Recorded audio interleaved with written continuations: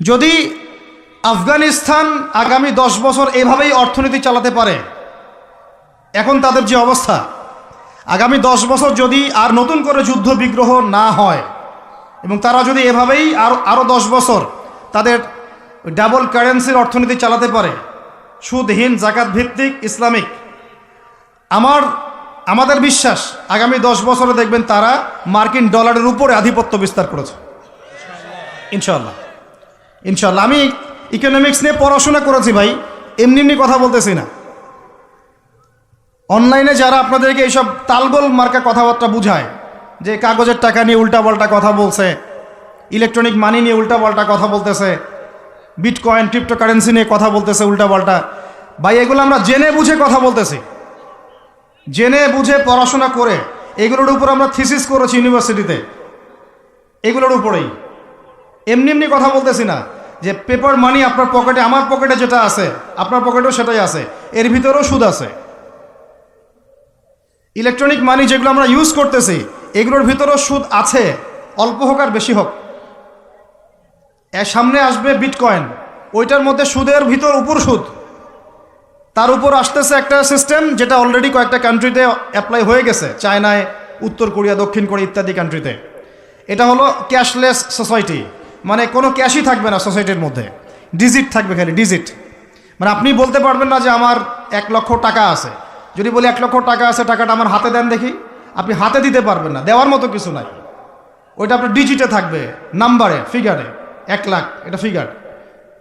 ইতিহাসে এমন কোনো কারেন্সি আসে নাই যেটা ধরাও যায় না, ছোঁয়াও যায় না, পকেটেও রাখা যায় না। এটা আসতেছে সামনে। যারা বুঝে না এগুলা, আমরা আক্রমণাত্মক কথা বলতে চাচ্ছি না, আল্লাহ পাক তাদেরকে হেদায়েত দান করুন। যারা বুঝে না তারা মনে করতে পারে এগুলো হচ্ছে ভবিষ্যৎবাণী, আদতে এইগুলা বর্তমান বিশ্বে চলতেছে, আমাদের সে সম্পর্কে জ্ঞান নাই। আমরা অনেকেই ক্যাশলেস সোসাইটি প্রতিষ্ঠার চেষ্টা করতেছি, এটার মধ্যে যতটুকু কল্যাণ আছে না তার চেয়ে বেশি অকল্যাণ আছে। যখন আমরা একটা জিনিস চালু হয়ে যায় তখন সবাই কিন্তু প্রতিবাদ করি না, যখন চালু হয়ে যায় তারপরে ওরা যখন ইসলাম বিরোধী এজেন্ডা বাস্তবায়ন করে তখন আমাদের টনক নড়ে।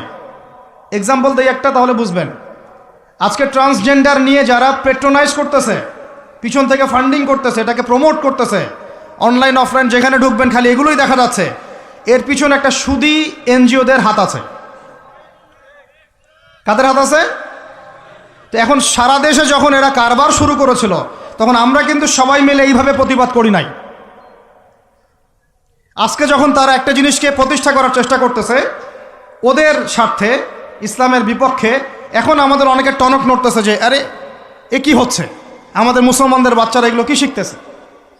সমস্যা হচ্ছে আমরা সমস্যা আসলে শুরুতে বোঝার মতো ওই নূর, বাসিরা, হিকমা আমাদের এখনো পয়দা হয়নি। যখন শেষে গিয়ে একদম কুলে, কি বলে ওটাকে, মাঝপথে গিয়ে যখন দড়িয়ে যখন নৌকা ডোবা শুরু করে তখন আমাদের হুঁশ ফিরে, আরে কি হচ্ছে এগুলো। আর সুদের সাথে সম্পৃক্ত না হলেও তো আমাদের ঘুম হচ্ছে না। বাংলাদেশের 64,000 গ্রাম বাংলা বলি না আমরা, 64,000 গ্রাম বাংলায় একাধিক সুদী এনজিও আছে, সবাই সুদী কারবার করতেছে। আমাদের মা বোনরা ওখানে সমিতিতে নাম লিখাচ্ছে, আমরাও নাম লিখাইছি অনেকে। কিস্তি শোধ করতে হচ্ছে, জমি বন্ধক রাখো, বাছুর বন্ধক রাখো, গরু বন্ধক রাখো। শেষমেশ ধনীরা ধনী হচ্ছে, গরিবরা গরিব হচ্ছে। কারণ আল্লাহ পাক এই কিতাবের মধ্যেই বলেছেন, সূরা বাকারার শেষের দিকে আছে যে ইয়া আইয়ুহাল্লাযীনা আমানু, হে মুমিনগণ, ইত্তাকুল্লাহ, আল্লাহকে ভয় করো, ওয়া যারু মা বাকিয়া মিনার রিবা, সুদ ছেড়ে দাও, ইন কুনতুম মুমিনিন, যদি মুমিন হয়ে থাকো, ওয়া ইল্লাম তাফআলু, সুদ যদি না ছাড়ো, ফাআযানু বিহারবিন মিনাল্লাহি ওয়া রাসূলিহি, আল্লাহ এবং তার রাসূলের সাথে যুদ্ধের ঘোষণা শুনে রাখো। আয়াত বুঝলেন? আয়াতটা কি বুঝলেন? আল্লাহ পাক বলছেন যারা সুদ খায় বা সুদ না ছাড়ে এরা আল্লাহ এবং তার রাসূল মুহাম্মদ সাল্লাল্লাহু আলাইহি ওয়াসাল্লামের বিরুদ্ধে অস্ত্র নিয়ে দাঁড়ায় আছে। তো আপনার আমার কল্যাণ হবে না ভাই দুনিয়ায়? পরকালে কল্যাণ হবে না? আমরা হাউজে কাউসারের পানি তো পাবো ইনশাআল্লাহ, আমরা কবরের উত্তর তো দিতে পারবো ইনশাআল্লাহ। আমাদের জন্য নবী সাল্লাল্লাহু আলাইহি ওয়াসাল্লাম সুপারিশ তো করবেন ইনশাআল্লাহ, সুপারিশ তো নবীজি করবেন, এটা ঠিক আছে, এটা তো ঠিক আছে। কিন্তু কোরআনে যে আল্লাহ পাক বললেন যে সুদ যদি তোমরা না ছাড়ো তাহলে জেনে রেখো তোমরা আল্লাহ এবং তার রাসূলের বিরুদ্ধে যুদ্ধ করতেছো। তো এখন এইটা আমরা কিভাবে আল্লাহ পাককে বুঝ দিব? দুনিয়াতে না বুঝ দিলাম, দুনিয়াতে হয়তো কারো ক্ষমতা আছে, জবানটা বন্ধ করে দিল, এই কথা বলতে পারবেন না, চুপ একদম। সম্ভব কি না? দুনিয়াতে হয়তো সুদের মহাজন যারা একত্রিত হয়ে দেখা গেল যে একে তো সরাইতে হবে রাস্তা থেকে, এ তো মারাত্মক কথা বলতেছে, সরাই না হয় দিল, হতেও তো পারে, ইতিহাসে হয় নাই এমন। তারপরে কারো হয়তো দুনিয়াবি স্বার্থ আছে, বুঝাচ্ছে আমার বউ আছে, বাচ্চা আছে, চাকরি বাকরি কেমনে ছাড়ি ইত্যাদি। তো সব না হয় বুঝলাম, আল্লাহ পাকের সামনে আপনি এখন কি বুঝটা দিবেন? রাসূলের সামনে দাঁড়ায় কি বুঝটা দিবেন? দিতে হবে কি না জবাবটা? আজ হোক আর কাল হোক দিতে হবে কি না? পরকালে যেতে হবে তো নাকি? তো তাই যদি হয়, এটা যদি আমাদের ফাইনাল ডেস্টিনেশন হয়, চূড়ান্ত গন্তব্য হয়, তাহলে কোন ব্যক্তি বুদ্ধিমান, যে দুনিয়াতে সংশোধিত হয় সে, নাকি পরকালে যে ব্যক্তি অপেক্ষায় বসে থাকে সে? এখন এই সংশোধনের দিকে যদি আমরা দাওয়াত দিই, আমরা কি মৌলবাদী হয়ে যাব? সমাজের শত্রু হয়ে যাব? দেশ ও জাতির শত্রু হয়ে যাব? সুদী কারবার ছাড়া অর্থনৈতিক বিষয় কি চালানো সম্ভব না? হ্যাঁ, যখন এই সুদী ব্যাংকিং সিস্টেম ওয়ার্ল্ড ব্যাংকেরটা তো 1995-এর দিকে আসছে, তারও আগে ছিল ওই যে ব্রিটেনের দি ব্যাংক অফ ব্রিটেন, যেটা প্রথমে ছিল, প্রথমের দিকে আর কি। ও সারা বিশ্বকে শাসন করতে এক সময়, তার আগে করেছে জার্মানি, তারপরেও আসছে ও। এই পশ্চিমাদের দৌরত্ব ফরাসি বিপ্লবের পরে, তো ওয়ার্ল্ড ব্যাংক আসছে 1995-এর দিকে, 45-এর পরে। এর আগে মুসলমানরা বিশ্ব শাসন করে নাই? 4 খলিফা করেন নাই? উমাইয়ারা, আব্বাসীয়রা, ফাতেমেরা, মোগলরা, তুর্কিরা, ওসমানীয়রা, তারা কি বিশ্ব শাসন করে নাই? তো তখন কি সুদ দিয়ে পুরো বিশ্বের অর্থনীতি পরিচালিত হয়েছে? বিকল্প কোনো ব্যবস্থা কি কোরআন এবং হাদিসে নাই? তো যদি সেটা থাকে, আর আমরা যদি এটাকে পাশ কাটায় যাই, গিয়ে পশ্চিমাদের এই অর্থনীতি যদি আমরা গ্রহণ করি, সেভাবে জীবনযাপন করতে থাকি, তো আল্লাহর সামনে কি ভাই আমাদেরকে দাঁড়াতে হবে না? আল্লাহ পাক আমাদের সবাইকে যেন কথাগুলো মন দিয়ে বোঝার তৌফিক দান করেন। এখন যদি পুরো সিস্টেমটা আমরা চেঞ্জ করতে না পারি, ওই ক্ষমতা আমাদের নাই মনে করেন, ব্যক্তি জীবন থেকে সুদ দূর করা যাবে না? আমাকে কি রাষ্ট্র প্রশাসন একদম সুদ না খাইলে অ্যারেস্ট করে নিয়ে যাবে? আমি যদি বলি আমি সুদ খাবো না, সুদভিত্তিক ব্যাংকিং সিস্টেমে আমি ডিলিংস করব না, অ্যাকাউন্ট থাকতে পারে আপনার, কিন্তু আপনি ডিলিংস করতেছেন না, ঠিক আছে? সুদের টাকা যদি আসেও ওটা আপনি ছেড়ে দিচ্ছেন, নিচ্ছেন না, এবং সুদী এনজিও কারবার এগুলোর সাথে আপনি যুক্ত হচ্ছেন না, তো আপনাকে কি অ্যারেস্ট করে নিয়ে যাওয়া হবে জেলখানায়? কেন খাচ্ছিস না বলেন, নিয়ে যাওয়া হবে? এখনো ওই রকম দুঃসাহস দেখানোর মতো লোক বাংলাদেশে আসে নাই যে আপনি সুদ না খাইলে আপনাকে জোর করে ধরে নিয়ে যাবে। আচ্ছা, এরকম কেউ কখনো করবে না তারা এই কাজটা, ইনশাআল্লাহ। আর যদি করে তাহলে তো আল্লাহর গজব নেমে আসবে। তো এখন তাহলে সুদ খাচ্ছে কে? আপনি, আমি নিজেই। কে খাচ্ছে তাহলে? আমরা নিজেরাই খাচ্ছি। হয় আমি খাচ্ছি, না হলে আপনি খাচ্ছেন, না হলে আপনার স্ত্রী খাচ্ছে, না হলে আপনার বাবা খাচ্ছে। অতএব সুদের মধ্য দিয়ে আমরা আল্লাহ এবং তার রাসূলের সাথে সরাসরি যুদ্ধ করতেছি। বদরের যুদ্ধে কি আবু জেহেলরা পরাজিত হয় নাই? উহুদের যুদ্ধে, খন্দকের যুদ্ধে, মুতা, ইয়ারমুকে, এই শতাব্দীর পর শতাব্দী আল্লাহ এবং তার রাসূলের বিরুদ্ধে যারা দাঁড়াইছে তারা কি কখনো টিকতে পারছে? আজকে পশ্চিমারা সারা বিশ্বকে এভাবে সুদখোর বানিয়ে দিয়েছে, আর প্রত্যেকটা মুসলিম কান্ট্রি এর খপ্পরে পড়ে গেছে, বের হতে পারতেছে না। বের হওয়ার জন্য শুধু একটা জিনিস দরকার, একটা জিনিস, সেটা হচ্ছে আল্লাহ এবং তার রাসূলের প্রতি পরিপূর্ণ বিশ্বাস, ঈমান। এইটা আমাদের অর্জন হয় নাই, এটাই সত্য কথা। অর্জন যদি হতো তাহলে আমরা বিকল্প চিন্তা করতে পারতাম। তো আল্লাহ পাক আমাদেরকে বিজয় দিবেন, এটা প্রতিশ্রুতি দিয়েছেন। যে একটা নিয়ে কথা বলতে গেলে ভিতরে চলে গেছে, আমার সমস্যা এটাই, আলোচনা করতে গেলে একটু বেশি ভিতরে চলে যাই, পরে আর বের হতে পারি না। আপনারা কি আলোচনা বুঝতে পারতেছেন? আল্লাহ পাক আমাদেরকে প্রতিশ্রুতি দিয়েছেন যে তোমরা দুশ্চিন্তাগ্রস্ত হয়েও না, তোমরা টেনশন করো না, ভয় পেও না, হীনবল হয়েও না, আনতুমুল আ'লাউনা, তোমরাই বিজয়ী হবে এই দুনিয়াতে এবং আখিরাতে, তোমরাই বিজয়ী হবে, ইন কুনতুম মুমিনিন, যদি প্রকৃতপক্ষে মুমিন হয়ে থাকো। আমাকে বলেন, যারা আজান শুনেও নামাজে যায় না, এরা কি মুমিন? বলেন। আপনি মনে করছেন আমি জুমার নামাজ তো পড়ি, ঈদের নামাজ তো পড়ি। এমনও হতভাগা মানুষ আছে পৃথিবীতে যাদের নামাজ প্রথমবার তারা নামাজ পড়ে জানাজার নামাজ। আছে না ভাই? আল্লাহ পাক আমাদের সবাইকে 5 ওয়াক্ত নামাজি হওয়ার তৌফিক দান করেন, এবং কাজা নামাজ অনেকের আছে, আল্লাহ পাক সেগুলো আদায় করার তৌফিক দান করেন। আপনারা যখন হজ উমরা সফরে যাবেন, বেশি বেশি সেখানে নামাজ পড়বেন, কারণ ওখানে 1 রাকাত নামাজ হারাম শরীফে পড়লে 1 লক্ষ রাকাতের নেকি হয়, আর মদিনা মুনাওয়ারায় পড়লে, মানে হারামে পড়লে 1000 নেকি হয়। আর এই দুইটা আমরা খুব ভালো জানি, মিম্বরে আলোচনা হয় খুব, মাশাআল্লাহ, তাই না? তো নসিহত হচ্ছে ওখানে গিয়ে আমরা বেশি বেশি নামাজ পড়বো, নফল নামাজ, ঠিক আছে? কাজা নামাজগুলো হিসেব করে আদায় করার চেষ্টা করবো ইনশাআল্লাহ। তবে হাদিসে আরেকটা জায়গা আছে, ওইটা আমরা ভুলে গেছি।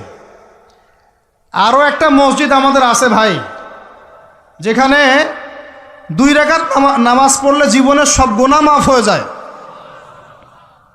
ওইটা আমাদের পাঠ্যপুস্তকে নাই, আমাদের চেতনায় নাই, আলোচনায় নাই, মিম্বরে নাই, খুতবায় নাই।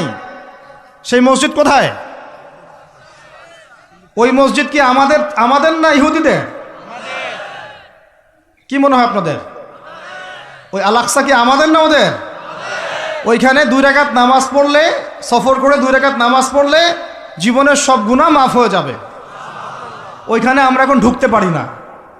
কারো কোনো ফিকির আছে? ইয়াংদেরকে বলতেছি ভাই, লেকচারগুলো আমাদের বেশিরভাগই ইয়াংদের জন্যে, যে এই যে সেলফি, এই শোডাউন, একজন বক্তাকে আপনি দেখতে চান, ইসলামী সেলিব্রিটিজম, এগুলো যে চালু করেছি আমরা, এইগুলো দিয়ে দিন আল্লাহর জমিনে কায়েম হবে না। এগুলো ভালোবাসা মহব্বতের নিদর্শন না।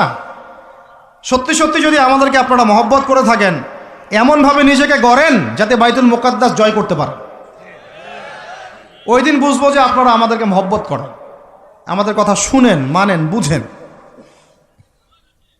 এমন একটা জামা আমাদেরকে করতে হবে যার একজন নেতা থাকবে, একটা নেতা, একদম সামি'না ওয়া আতা'না, শুনলাম মানলাম, এমন নেতা।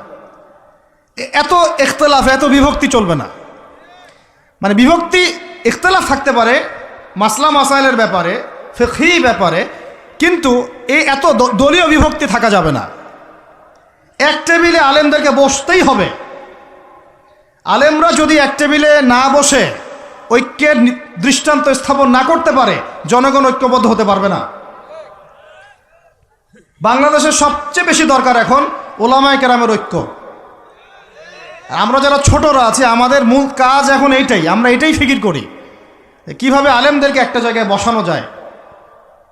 আলেমরা যদি ঐক্যবদ্ধ হতে পারেন, জনগণ একদিকে ফোকাস করে চলতে পারবে ইনশাআল্লাহ। এবং তাদের মধ্যে যদি একজন আমির নিযুক্ত করা হয় এবং তার কথা যদি আমরা সুরাভিত্তিক মেনে চলি, ইনশাআল্লাহ বাংলাদেশ কেন, পুরা বিশ্বে দিন কায়েম করা সম্ভব। আমরা এই দিক থেকে আমরা মোটামুটি 20-30 বছর পিছায় আছি এখনো, বুঝতে পারছেন না আমার কথা? এই দিক থেকে দেখেন, আল্লাহ নবী সাল্লাল্লাহু আলাইহি ওয়াসাল্লাম মক্কাতেও সাহাবীদের মধ্যে কখনো বিভক্তি হতে দেন নাই। একজন নেতা, তার আন্ডারে সব সাহাবীরা বায়াত করে আছেন হাতে হাত রেখে, ব্যাস যা বলবেন তাই। ডানে যাইতে বললে ডাইনে, বামে যাইতে বললে বামে। মার খাচ্ছেন, যদি নবীজি বলেন হিজরত করে চলে যাও, হিজরত করে চলে গেল আবিসিনিয়ায়, তাই না? আর যদি নবীজি বলেন সবর করো, সাবরান আলা ইয়াসির ফাইন্না মাউইদাকুমুল জান্নাহ, সবর করো, তোমাদের জন্য জান্নাত। সবর করতেছেন, মার খাচ্ছেন, তাও কোনো কথা বলতেছেন না। এইরকম সামি'না ওয়া আতা'নার জেনারেশন না থাকলে দিন কায়েম হয় না, যেটা আমাদের বিগত 50 বছর আমরা করতে পারি নাই।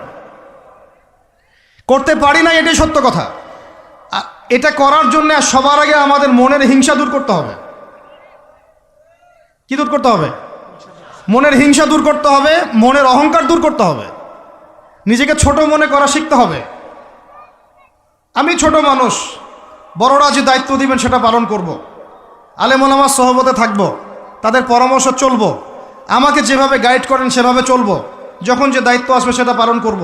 চিন্তা এরকম না থাকলে আপনি চলতে পারবেন না, বিদ্রোহী হয়ে যাবেন তখন। বেয়াদবি, এই যে প্রথমে একটা কথা বলছি, বেয়াদবি। আমরা অনেকেই বড় বড় বরেণ্য আলেমদের সাথে বেয়াদবি করছি। বেয়াদবি করছি, তাদের মানিজ্যত হানি করছি। অনলাইনে লাইভে চলে আসলাম, একটা কথা বলে দিলাম, একটা পোস্ট দিয়ে দিলাম, ভাবছি আমি ইসলামের বড় উপকার করে ফেললাম। আদতে আমি বিশৃঙ্খল একটা অবস্থা ছিল, আরও বিশৃঙ্খলতা বাড়ালাম। আমি কাছাকাছি তো আনতেই পারলাম না। কিছু মানুষের কাজ দেখলে মনে হচ্ছে যে তাদের একটাই কাজ। কি একটাই কাজ? অনলাইনে একটা একটা করে আলেম, একটা একটা করে বক্তা, একটা একটা করে দায়ীর নাম ধরে ধরে সমালোচনা করা। এটা করে আপনি দিনের কি উপকারটা করতেছেন? এই কাজগুলো করে আপনি দিনের কোন জায়গায় খেদমতটা করতেছেন বলেন? এতে করে মানুষের দিন সম্পর্কে, সেই আলেম সম্পর্কে, সেই বক্তা সম্পর্কে, সেই ওস্তাদ সম্পর্কে, সেই ইসলামী দল সম্পর্কে কি ভালো ধারণা সৃষ্টি হচ্ছে না খারাপ? আমরা যদি প্রশ্ন করি যে আপনি নিজের চেহারাটা একটু আয়নায় দেখেন না, আপনার ভিতরে কি কোনো দোষ নাই? আপনি কি এই উম্মার নেতৃত্ব দেওয়ার যোগ্যতা অর্জন করেছেন? কতগুলো কিতাব পড়েছেন? কি ডিগ্রি অর্জন করেছেন? কতটুকু সার্টিফিকেট অর্জন করেছেন? কতটুকু তাজকিয়া অর্জন করেছেন? কতটুকু আপনি নূর অর্জন করতে পারলেন? কতটুকু বাসিরা আছে আপনার? কয়টা মসজিদ করেছেন? কয়টা মাদ্রাসা করেছেন? কয়টা ইসলামিক সংগঠন করলেন? কয়টা কিতাব লিখলেন? কয়টা লেকচার দিলেন? আপনি নিজে কি করলেন দিনের জন্য? এই চিন্তাটা করা দরকার নাই যে আমি নিজে কি করলাম দিনের জন্য? ও কি করলো, ওর কি খেদমত, ওর কি দোষ, ওর কি ত্রুটি, এইগুলোর চর্চা আমরা ব্যস্ত হয়ে আছি এখন। তো এই একটা কারণে আমাদের ওলামায়ে কেরামদের মধ্যে ঐক্য হচ্ছে না দুর্ভাগ্যজনকভাবে। কারণ আমরা একটা শ্রেণী আলেমদের ইজ্জত ধোয়ার পিছনে লেগে গেছি আর কি। একজন আলেম না এটা ভুল করছে ভাই, আলেম মানুষ তো, কেন বেয়াদবি করতে হবে আপনাকে? কেন আপনাকে একটা সেশন করতে হবে? কেন একটা এটা করতে হবে, সেইটা করতে হবে? চুপ করে থাকেন আপনি।